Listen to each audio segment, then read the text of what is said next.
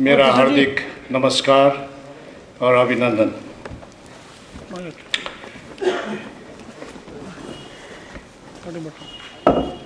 रंगमंच द्वारा आयोजित इस और सिक्किम विश्वविद्यालय की ओर से आभार व्यक्त करना चाहता हूँ। जाएगा इसीलिए मैं कुछ नहीं कहना चाहता हूँ। दो बातें मुझको कहना है। एक तो हमारी राष्ट्र प्रजातांत्रिक राष्ट्र है। हम जब भी विदेश में जाते तब हम प्रजातंत्र, भारत में प्रजातंत्र का जो आवाज़ है, जो प्रणाली है, जो संस्कृति है, इसका हम बहुत धुंधुबी मचाते हैं। चारों तरफ जाके हमारे देश में प्रजातंत्र है, लेकिन इस देश में कभी ऐसा भी लगता है कि प्रजातंत्र को ही प्रजातंत्रीकरण करना चाहिए, क्योंकि हमने देखा है कि आज प्रजातंत्र में तीन बहुत बड़ी चीज़ होती है एक व्यक्ति के पास, वो है मुंह, मस्तिष्क और मन। और कई प्रणाली प्रजातंत्र के अंदर ऐसी भी होती है जो मुंह, मन और मस्तिष्क को निकाल के किसी का जेब में डालना चाहते हैं। तो हास्य कवि सम्मेलन में मैंने कई हास्य कवि सम्मेलन में भाग लेने का, अंशग्रहण करने का मौका मिला है। मेरा परिवार, मैं अर्थशास्त्र का विद्यार्थी हूँ, लेकिन मेरा परिवार ही एक साहित्यिक क्षेत्र और साहित्यिक परंपरा से जुड़ने के कारण मैं भी साहित्य में काफ़ी हद तक अपना झुकाव रखता हूँ। तो जब भी हास्य कवि सम्मेलन का बात आती है तब मुझको लगता है कि हास्य कवि सम्मेलन ही और कवि और कवित्री ही ऐसे लोग हैं जो तीनों को हंसा देते हैं, मुंह को भी, मस्तिष्क को भी और मन को भी। ये तीन मुंह, मस्तिष्क और मन का जो समीचीनता होती है, जो समागम होती है, इतनी सुंदर समागम और इतनी सुंदर समन्वय और समीचीनता दुनिया में किसी चीज़ का नहीं होती है। इसीलिए मैं आज भी आप लोगों को पहले से ही धन्यवाद और बधाई देना चाहता हूँ कि आप लोगों फिर वही मन, मस्तिष्क और मुंह को जोड़ने के लिए, एक समन्वय देने के लिए आए हैं। एक बात और कहना चाहता हूँ, मैं जो बोल रहा हूँ उसको आप कविता में रूपांतर कर लीजिए, मज़ा आ जाएगा। मैं आपको एक अच्छा स्टोरी बताना जा रहा हूँ। मैं भारत सरकार का, प्रधानमंत्री के नेशनल सिक्योरिटी एडवाइजरी बोर्ड का भी मेंबर रहा हूँ, इसीलिए मैं सिक्योरिटी से ही रिलेटेड एक बात कर रहा हूँ आपके लिए। कई लोग ने इंटेलिजेंस के बारे में सुना है, जासूसी कैसे करते हैं और जासूसी करने के रिपोर्ट कैसे तैयार करते हैं। मैं आपको 4 इंसिडेंट बताता हूँ। इसको आप, ये चारों इंसिडेंट हास्यास्पद है, इसीलिए इसको आप कविता में रूपांतर कर लेंगे तो और अच्छा रहेगा। पाकिस्तान जा रहा था मैं पहले बार 1993 में। तो मेरा जो वीज़ा एप्लीकेशन था उसमें कुछ गलती हुआ और पाकिस्तान हाई कमीशन से फोन आया कि आपको पाकिस्तान का उच्च आयोग में आपका खुद ही आके फिर इसको फॉर्म को दोबारा से भरना है। और आपने दिल्ली में पाकिस्तान हाई कमीशन दिखा, चारों तरफ बंद है, छोटा सा एक लिखने के लिए जगह है। तो मैंने अपना वीज़ा फॉर्म में लिखना शुरू किया, मेरा अपना नाम। मेरे पास दूसरा एक आदमी खड़ा था, उसने भी अपने वीज़ा फॉर्म निकाला और लिखने लगा मेरा नाम। मैं लिख रहा हूँ महेंद्र पी लामा, उसने भी महेंद्र पी लामा लिखा। मैंने लिखा उम्र मेरा, उसने भी उम्र लिख लिया। तो आधा फॉर्म भरने के बाद मुझको कुछ कुछ मैंने उत्सुकता जागृत हुई।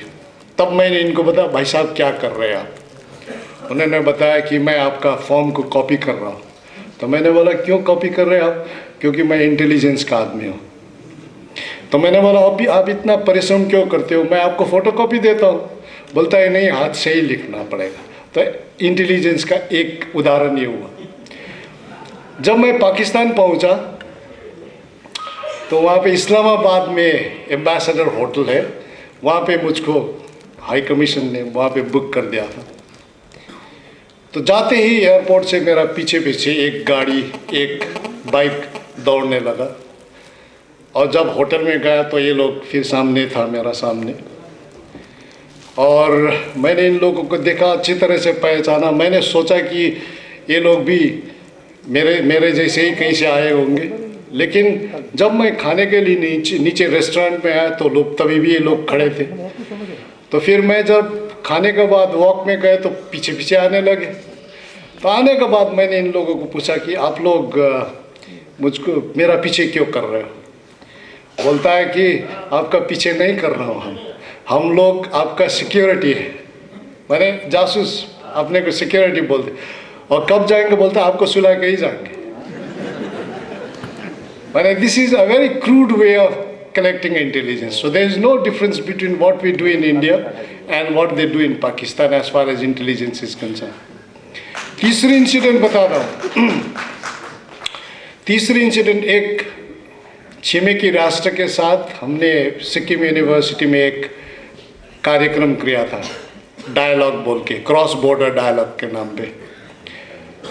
तो किसी सरकार ने वहाँ पे क्या होता है इस क्रॉस बॉर्डर डायलॉग में, आप इंटेलिजेंस लेके आओ बोल के अपने आदमी को भेज दिया।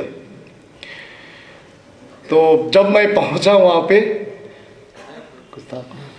नहीं, जब मैं पहुंचा वहाँ पे तो इंटेलिजेंस का आदमी ने बोलने लगा अपना माइक, अपना सेल फोन में, इतना नंबर गाड़ी आया अभी, बोल रहा है लोकल लैंग्वेज में, बोल रहा है कितना नंबर गाड़ी आ गया और गाड़ी में ये लिखा है। मैं सुन रहा हूँ, गाड़ी से ये आदमी निकला, वो आदमी ऐसा लगता है दिखने में। तो मैंने उसको बोला कि भाई साहब क्या कर रहे हो? बोलता है कि मैं इंटेलिजेंस कलेक्ट कर रहा हूँ। तो मैंने बोला आपने जो बोला वहाँ पे वो तो मैंने सुन लिया। बोलता है वो उससे हमको कुछ मतलब नहीं, जो मैंने बोलना था बोल दिया। मैंने उसके बाद जब ये सब बात हुई तो एक दिन मैंने उस राज्य का डीजीपी से रास्ते में ऐसा ही मुलाकात हुआ। तो मैंने बात करने लगा तो मैंने उसको बोला, अरे आप कम से कम आपका जो इंटेलिजेंस कलेक्ट करते हैं लोग, उसको कम से कम बता दीजिए कि थोड़ा सोफिस्टिकेटेड वे में इंटेलिजेंस कलेक्ट करे। इतना माने बेदर्दी ढंग में, इतना माने क्रूड वे में इंटेलिजेंस ना करे, कलेक्ट ना करे। तो बोलता हुआ अरे क्या हुआ? तो मैंने अपना इंसिडेंट बताया। वो बोलता है ये तो कुछ नहीं। तो उन्होंने मुझको बताया कि ये तो, मैंने बोला क्यों, इससे भी ज़्यादा हुआ क्या आपके साथ? वो बोलता है कि किसी घर में एक आदमी कुछ बदमाश करता था, तो उन्होंने बोला कि तुम जाके देखो कि उस घर में वो आदमी क्या करता है, पहले तो देखो है कि नहीं है वो आदमी। तो ये आदमी जाके वो चेक करने के लिए क्या करता है कि ऊपर, अब पहाड़ में तो टीन का छत होता है, ऊपर से इतना बड़ा पत्थर डाल देता है और जितने भी आसपास का लोग सब आके इसको इंटेलिजेंस वाले को मार पीटना शुरू कर दिया। तो पुलिस आ गए, पुलिस ने पूछा कि क्या हुआ? इन्होंने बोला मैंने तो पत्थर डाल दिया था, एक ऊपर फेंक दिया था, इन्होंने आकर मुझको मारने लगा। तो पुलिस को भी पता नहीं था कि इंटेलिजेंस क्या आदमी था। उसको पूछा कि क्यों पत्थर डाल दिया? बोलता है कि चेक करने की अब कि वो आदमी घर में है कि नहीं। माने this is the crude way. तो इस तरह का जो सामाजिक रियलिटीज़ है, यथार्थ है, सामाजिक यथार्थ जो हम दैनिक जीवन में जो देखते, जो सुनते, जिससे जो जानते, इसको भी कविता में लाइएगा। इसको भी एक ये जो हास्य कविता में, व्यंग कविता में, इसको भी लाना चाहिए ताकि हम सुने, हम देखें कि हमारी वास्तविकता, हमारी सरकार का प्रणाली सरकार का प्रशासन किस तरह से फंक्शन करती है। इसीलिए फिर अब सभी को स्वागत भी करता हूँ, सभी को अभिनंदन भी अपनी तरह से व्यक्त करता हूँ। और इतने प्रसिद्ध, इतने जाने माने कवि और कवयित्री आए हैं, दार्जिलिंग जिले में सिलीगुड़ी में आए हैं। फिर आप लोगों को अभिनंदन और मन से ही आप लोगों को धन्यवाद देना चाहता हूँ। Thank you. श्री कृष्ण जी रामप्रिया से अनुरोध करता हूँ।